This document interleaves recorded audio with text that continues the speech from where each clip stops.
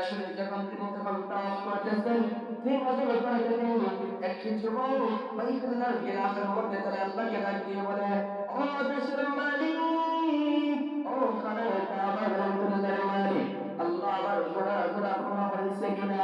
আল্লাহর ওলি বরসের আব্দুল কাদের জিলানী রহমাতুল্লাহি আলাইহি চিন্তা করলেন কি কত বড় অপরাধ করেছে।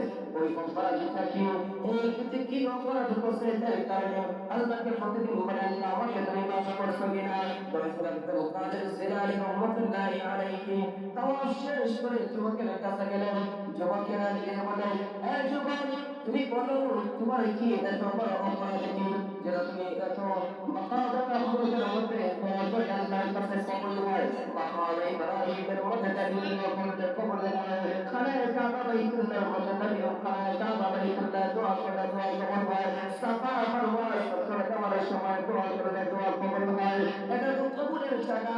এটা যুবক তুমি বলো আল্লাহর কাছে, আল্লাহ আমাকে মাফ করছো কিনা? বরফের আব্দুল কাদের জিলানী রহমাতুল্লাহি আলাইহি কথাটি শুনিয়া যুবকেরা দিয়ে বলল, আবু হুজুর, আপনি আমার দিলের ভিতরে আগুন জ্বালাইছেন না, আমার ভিতরে বড় অনেক ব্যথা।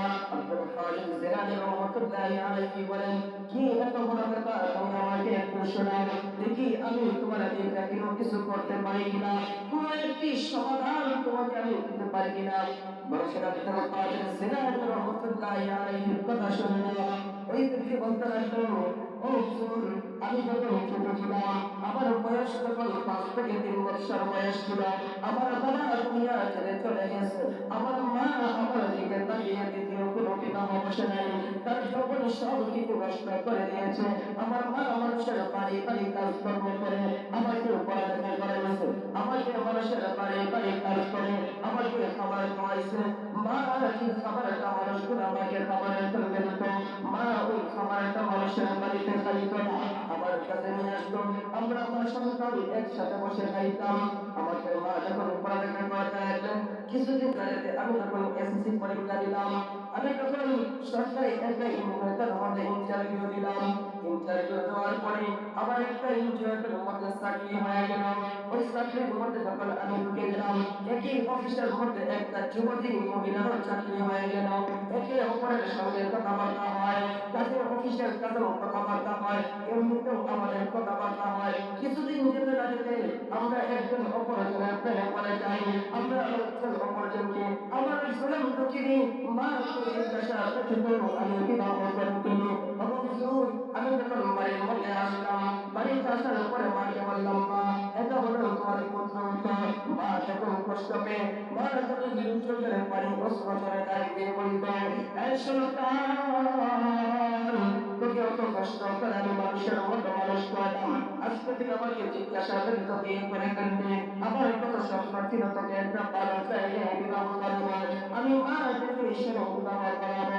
ওই মা কত কষ্ট করে সন্তানের জন্য নিজের ভাইটা মা সন্তানের কষ্ট পায়খানা করা পরিষ্কার করে ওই সন্তানকে পারে, মা বাবাকে পরামর্শ করে, মা বাবাকে যখন তারা আচরণ করে, ওই মা বাবাকে যখন খাবার সময় না, ওই বাবাকে যখন ওষুধপত্র কিনে দেয় না, তার কি হয়, তার উপর ওইটা নষ্ট হয়ে যায়।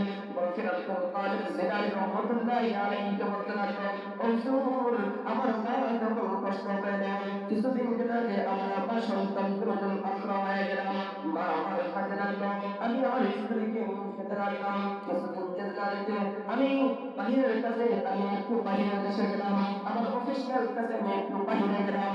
আমি বাহিরে গেলাম, চিন্তা করলাম পৃথিবীর কোন মানুষ জানতে চাই আর না চাই, আমার মাকে উপরে দেওয়া দরকার।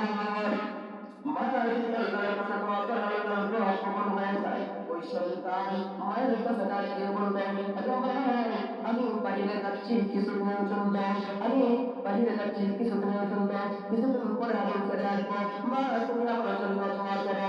মা সে আর দোয়া করতে পারে না, মায়ের জীবনে অবসন্তান তুই আমাকে খাবার খাওয়াতে আমার কোনো সমস্যা নাই, যা আল্লাহ আমরা করে দিলাম, যা শরীর সালামত আল্লাহ করে তোকে পারের মধ্যে ফিরে আনে। আব্দুল কাদের জিলানী রহমাতুল্লাহি আলাইহি বলতো, আমি যখন 3 মাস অতিবাহিত হলো, আমি যখন আমার বাড়ির মধ্যে আসলাম, রাত্রিবেলা আমি আমার বাড়ির মধ্যে